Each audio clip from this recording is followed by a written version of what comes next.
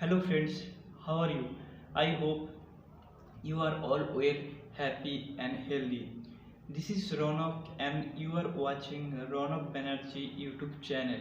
This is the second video on my channel. My first video was the introduction video where I discuss about myself and also said how I am interested to learning spoken English. If you have not watched this, please do. In this video, I will tell you how I practice reading to learn spoken English. According to those videos, I was watching them to learn English. For the practice English, you can read anything you want, but it should be in English. And you should always read loudly. Speaking out loudly is the best method to learn English.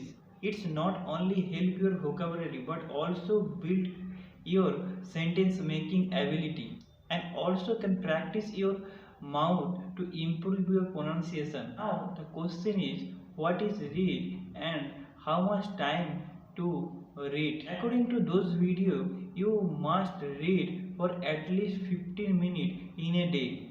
But I read specially for about 45 to 1 hours in a day during my sleep at night, and I follow it daily. You can read anything, but I personally prefer a self-help book which not only help your communication skill but also improve your knowledge. So reading is more important to improve your spoken English. In the next video we will discuss about writing. Until then, stay happy, healthy and bye.